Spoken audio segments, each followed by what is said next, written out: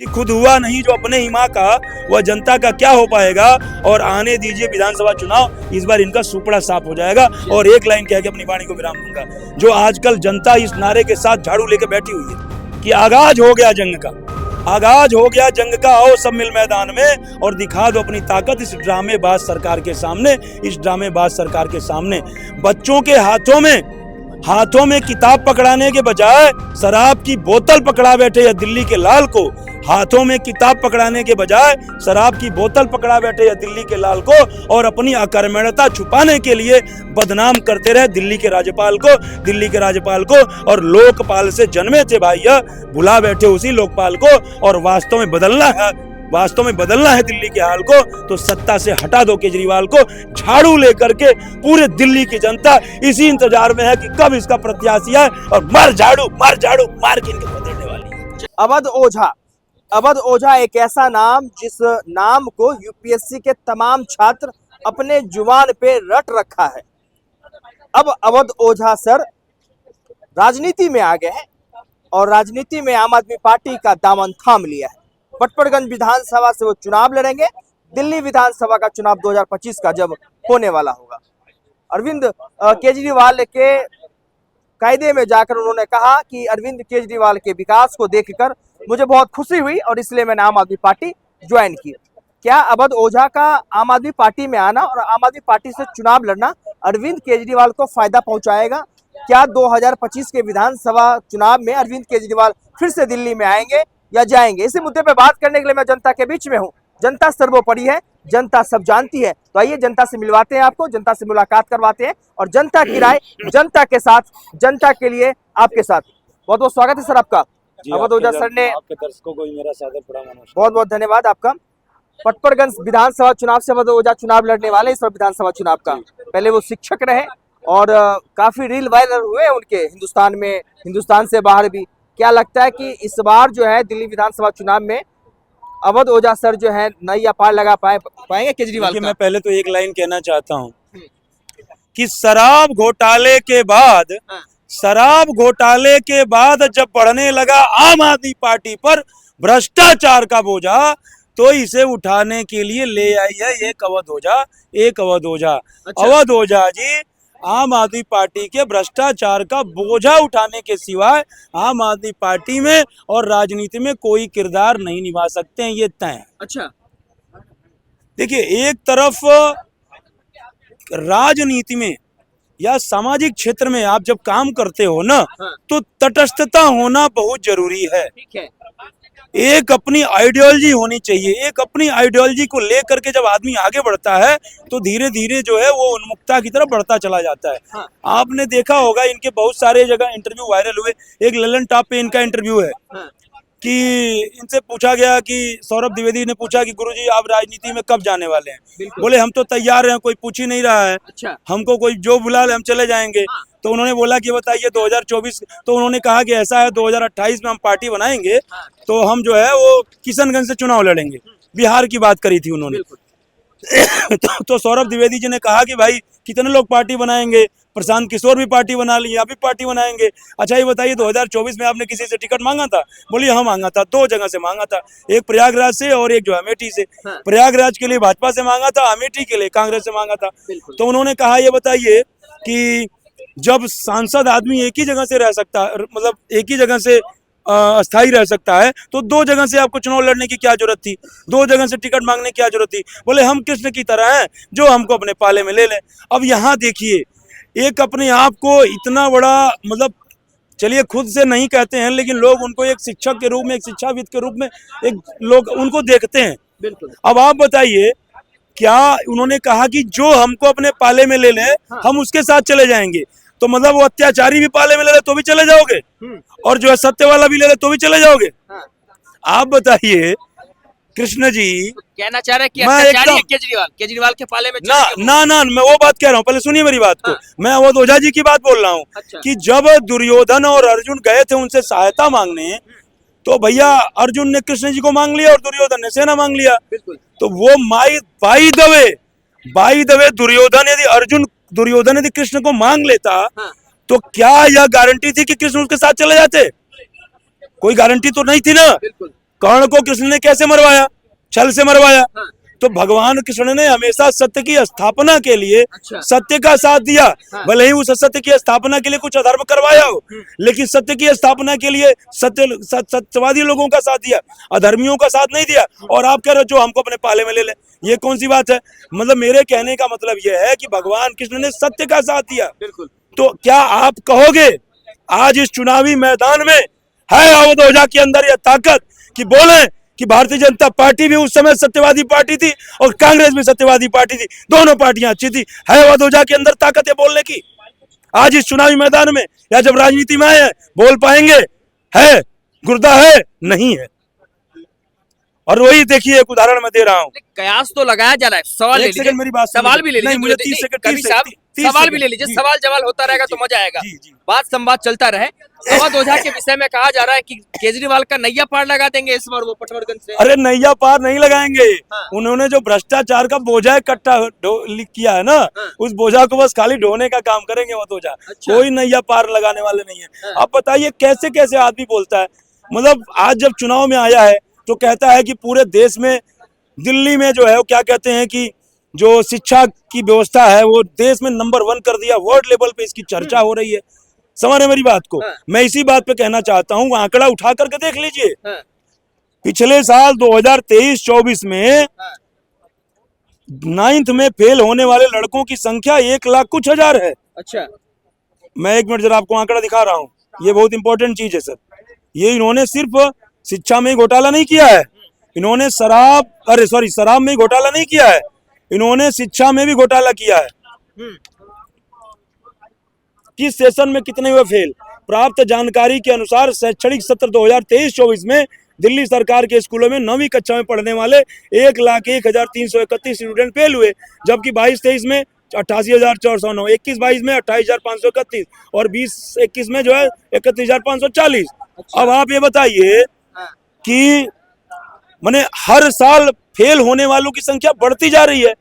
जब पढ़ाई इतनी दुरुस्त है, इतना अच्छा प्रशासन है, इतनी अच्छी मॉनिटरिंग है, तो बच्चे फेल क्यों हो रहे हैं? और दूसरी एक बात जरा मैं कहना चाहता हूं, ये जो अवध ओझा बार बार मीडिया में इंटरव्यू दे रहे हैं कि 97% रिजल्ट है वो क्या कहते हैं कि दिल्ली का है, बोर्ड का।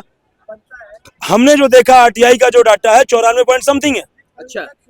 तो मैं ये जरा पूछना चाहता हूं आपसे कि 9th की परीक्षा कठिन है या 9th के बाद जो 10th की परीक्षा बोर्ड की होती है वो कठिन होती है? बोर्ड पास करना कठिन होता है ना? बिल्कुल। प्री पास करना आसान, मेन पास करना कठिन होता है। हाँ। तो जब बोर्ड पास करना कठिन है तो बोर्ड में कैसे 94 पॉइंट समथिंग रिजल्ट आ गया?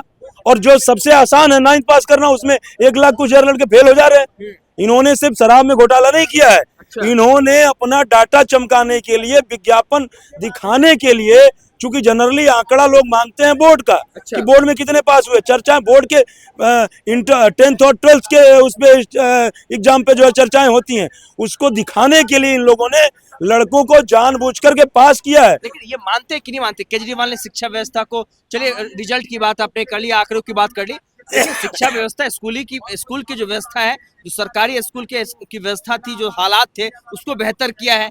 लेकिन आरोप तो लग रहे हैं कि केंद्र सरकार जो है कहीं ना कहीं केजरीवाल को उस पालरे में पहुंचने नहीं दे रहा जिस पालरे में पहुंचना चाहिए। अच्छा सर ये बताइए, यही केजरीवाल जी और आम आदमी पार्टी वाले ये कहते हैं कि मोदी जी जब से प्रधानमंत्री बने हैं केंद्र में 2014 से, तब से हमको काम ही नहीं करने दे रहे हैं। बिल्कुल।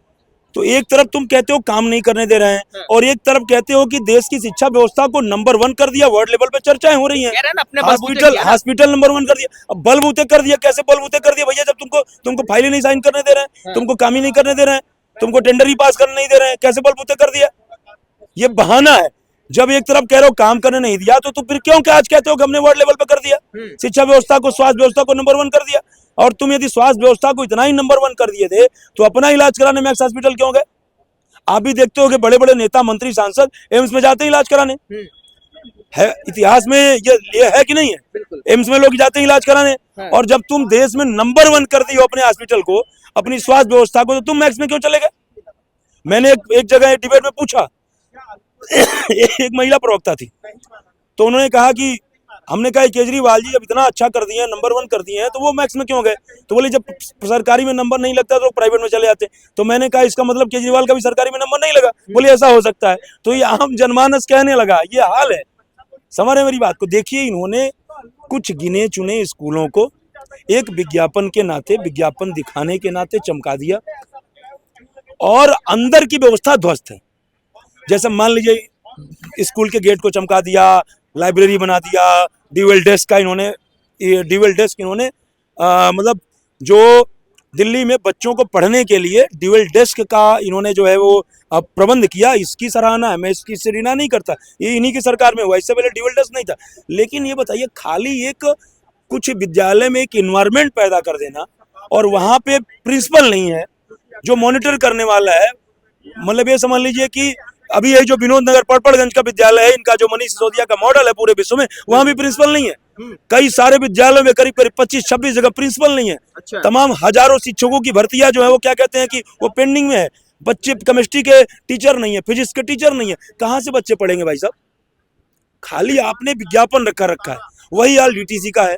कल जो है केजरीवाल ने ऐलान किया है कि चुनाव से पहले तो 1000 रुपए और चुनाव जीतने के बाद जो महिलाओं को 2100 रुपया दिया जाएगा, इस पे क्या कहेंगे? यही तो दोहरा चरित्र है मान्यवर। हाँ।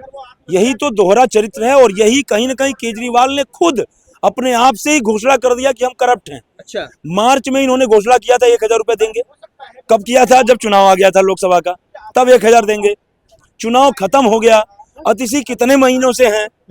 मोटी मोटा अतिशी को भी 2-3 महीने हो गए ना बिल्कुल मुख्यमंत्री बने हुए। तो कहने का मतलब यह है कि अब जब आपको लग रहा है कि फरवरी में चुनाव हो जाने हैं, दिसंबर लास्ट चल रहा है और जनवरी में चुनाव आयोग की घोषणा हो जाएगी, मोटी मोटा आपका दिसंबर लास्ट या जनवरी में आयोग घोषणा कर देगा। जब घोषणा कर देगा तब आप लॉलीपॉप दे नहीं पाओगे। और आपको याद होगा जब यही अतिशी मारलेना मुख्यमंत्री बनी थी तो हमने कुछ बातें बोली थी कि इसका कारण ये है आपके चैनल पे मैंने इंटरव्यू दिया था, मैंने कहा था कि अतिशी मारलेना का मुख्यमंत्री बनने का कारण यह है, एक अरविंद केजरीवाल प्रोपेगेंडा फैलाएंगे, गली गली में जाएंगे, चाचा से कहेंगे कंधे पे हाथ रख दो, चाची का पैर पकड़ लेंगे, ये पूरा ड्रामा पूरा सोशल मीडिया पे वायरल करेंगे। आज आपको ऑटो पे देखने को मिल रहा होगा, फिर लाएंगे केजरीवाल बूढ़ी माता के साथ फोटो, ये ड्रामा करेंगे। दूसरी बात यह है कि सुप्रीम कोर्ट ने इनके हाथ काट दिए, इनका पैंट उतार दिया। अच्छा। तो इनको ये पता चल गया हम साइन नहीं कर पाएंगे, जब हम नहीं कर पाएंगे तो फिर हम लॉलीपॉप कैसे देंगे? तो इसलिए कठपुतली मुख्यमंत्री अतिशी मारलेना को इन्होंने बनाया। हमने बात बोली थी और अतिशी मारलेना कुछ नई नई घोषणाएं करेंगी, घोषणाएं। अच्छा बताए, मुख्यमंत्री जो है क्या कहते हैं कि अतिशी मारलेना है, घोषणा कौन कर रहा है? केजरीवाल कर रहा है। मोटी मोटा अरविंद केजरीवाल आतिशी मारलेना अपने आप को तो मुख्यमंत्री मानते ही नहीं है। और दूसरा सवाल मेरा एक और है, ऑटो वालों को लेकर उन्होंने तमाम वायदे किए हैं। ऑटो वालों को जो है 1 लाख रुपया उनकी बेटी की शादी के लिए दिया जाएगा, बच्चों के पढ़ने के लिए जो उचित व्यवस्था की जाएगी, बीमा की व्यवस्था की जाएगी, उसके बाद जो ड्रेस के पैसे हैं वो दिए जाएंगे साल में। वो तमाम चीजें कोई और पार्टी क्यों नहीं सोच पा रही है? सर 10 साल तक क्यों नहीं सोचा? आज ऑटो वाले क्यों याद आ रहे हैं? 10 साल से आप जो है पूर्ण बहुमत की सरकार में हो, 10 साल पहले आपको ऑटो वाले याद नहीं आए? जिन ऑटो वालों ने अपना पेट काट काट करके आपको चंदा दिया, अपना पैसा इकट्ठा किया, अपने बच्चों को पढ़ाया नहीं, अपने बच्चों को क्या नहीं किया कि एक नई सरकार आएगी तो हमारे बच्चों के भविष्य को निर्माण करेगी। और आज 10 साल बाद जब आपको लगता है कि आज हमारी राजनीतिक अस्तित्व जो है वो खतरे में है, हमारी विरासत खतरे में है, तो विरासत जो आपने बनाया है तब आज आपको ऑटो वाले की याद आ गई। और रह गई 2100 की बात कर रहा हूं, मैं कह रहा हूं अभी कल परसों ही इन्होंने घोषणा की, परसों की बात है, 2-3 दिन पहले की बात है कि कैबिनेट की मीटिंग हुई, कैबिनेट की मीटिंग में पास हो गया। तो मैं कह रहा हूं कि जब आपको 2100 देना ही अगली बार, समझिए मैं कहां से बोल रहा हूं, 1000 की घोषणा आपने मार्च में की थी और 3 दिन पहले कैबिनेट की मीटिंग बुलाई और 1000 का पास कर दिया, बोले मिलने लगेगा। तो 2100 की घोषणा कर देते ना सीधे, 2100 पास कर देते भाई साहब। ये बताइए कि एक का क्या है? तो चुनाव के लिए तो कुछ रखना पड़ेगा ना मसाला भाई। क्यों रखा जाए जब तुम कट्टर ईमानदार हो तो? जब तुम सिर्फ 1 महीना 1000 मिलेगा। उनकी ईमानदारी पे शक है आपको? शक क्या, शक तो पूरी दिल्ली की जनता को है। अच्छा। शक तो वही दिल्ली की जनता कह रही है कि आएंगे फिर से केजरीवाल। ना ये जो नारा इन्होंने दे रहे हैं ना, ये आप लोग जो देख रहे हैं कि तमाम पोस्टर पे जो बैनर लगा, तमाम ऑटो पे जो बैनर लगा हुआ है, पोस्टर लगा हुआ है, उस पे ये लिखा है फिर लाएंगे केजरीवाल। बिल्कुल। तो इसका मतलब ये हिडन है। अच्छा। ये केजरीवाल जी कह रहे हैं कि हम फिर एक पे एक दारू फ्री लाएंगे। अच्छा। अब यदि ये जो है इस ऑटो पे ये लिख दें कि एक पे एक फ्री लाएंगे तो ये संवैधानिक नहीं है। अच्छा। क्योंकि ये घोटाले का आरोप है, ये कोर्ट में चल रहा है, तो ये संवैधानिक नहीं है। और कहने का मतलब ये है कि इसलिए फिर लाएंगे केजरीवाल, मतलब एक पे एक दारू का स्कीम फिर लाएंगे। तो जो बेवड़े हैं, जिनको हमने नशाखोर बना दिया, कम से कम वो तो वोट दे दें हमको। अच्छा, उनको तो उम्मीद लग जाएगी कि यार केजरीवाल आएगा तो फिर एक पे एक फ्री मिलेगा। वो बेवड़े तो वोट दे दें, इसका मतलब ये है। और आप दूसरी कहना चाह रहे हैं कि ये राजनीति कहीं ना कहीं सगुफा है जो लोगों को दिया जा रहा है। हिडन सगुफा है। अच्छा। वो जिनको समझना है वो समझ जा रहे हैं। जिनको एक पे एक फ्री मिला है वो इसका मजा लिए हैं, चाहे वो 9-10 के लड़के हों, चाहे बेवड़े हों, चाहे और लोग हों, उनको मजा मिल गया, उनको इंडिकेशन दे दिया। एक सवाल के साथ आज की बातचीत को हम समाप्त करेंगे। क्या लगता है कि वाकई में जब 2025 विधानसभा का चुनाव होगा तो केजरीवाल सत्ता में आएंगे या नहीं आएंगे? देखिए, पहले तो मैं एक लाइन और बोल देना चाहता हूं कि दिल्ली जब चल नहीं पा रही थी इनसे, तो यह देश चलाने का मन बना बैठे। जिस लोकपाल से जन्मे थे भाई, है उसी लोकपाल को भुला बैठे और भ्रष्टाचार खत्म करने को यह राजनीति में आए, पर सत्ता के लोलुपता में भ्रष्टाचारियों से हाथ मिला बैठे और सत्ता के लोलुपता में शराब के घोटाले में खुद जेल में जा बैठे। तो मेरा ये कहना है, जो जन्म देती है उससे आपका क्या रिश्ता? माँ होती है ना जन्म देने वाली। आम आदमी पार्टी का जन्म किससे हुआ? लोकपाल कानून के आंदोलन से हुआ। तो जो इतने साल सरकार में रही, अपनी माँ को ही संरक्षण नहीं कर पाई, माँ को ही स्थापित नहीं कर पाई, वो दूसरों का क्या करेगी भाई? जिससे जन्मी हुई पार्टी, जिस आंदोलन से जन्मी हुई पार्टी, उसकी कोई सुध नहीं ले पाई। तो एक लाइन जरा कहना चाहता हूँ कि खुद हुआ नहीं जो अपने ही माँ का, वह जनता का क्या हो पाएगा। और आने दीजिए विधानसभा चुनाव, इस बार इनका सुपड़ा साफ हो जाएगा। और एक लाइन कह के अपनी वाणी को विराम दूंगा, जो आजकल जनता इस नारे के साथ झाड़ू लेके बैठी हुई है कि आगाज हो गया जंग का, आगाज हो गया जंग का, आओ सब मिल मैदान में और दिखा दो अपनी ताकत इस ड्रामेबाज सरकार के सामने, इस ड्रामेबाज सरकार के सामने। बच्चों के हाथों में किताब पकड़ाने के बजाय शराब की बोतल पकड़ा बैठे या दिल्ली के लाल को, हाथों में किताब पकड़ाने के बजाय शराब की बोतल पकड़ा बैठे या दिल्ली के लाल को, और अपनी अकर्मण्यता छुपाने के लिए बदनाम करते रहे दिल्ली के राज्यपाल को। और लोकपाल से जन्मे थे भैया, भुला बैठे उसी लोकपाल को। और वास्तव में बदलना है दिल्ली के हाल को, तो सत्ता से हटा दो केजरीवाल को।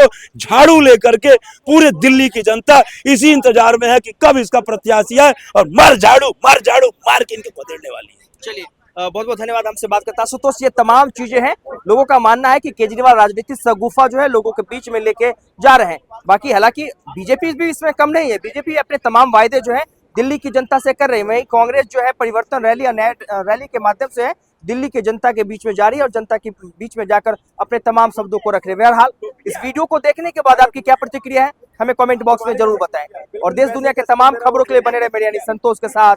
गूंजता भारत, दिल्ली।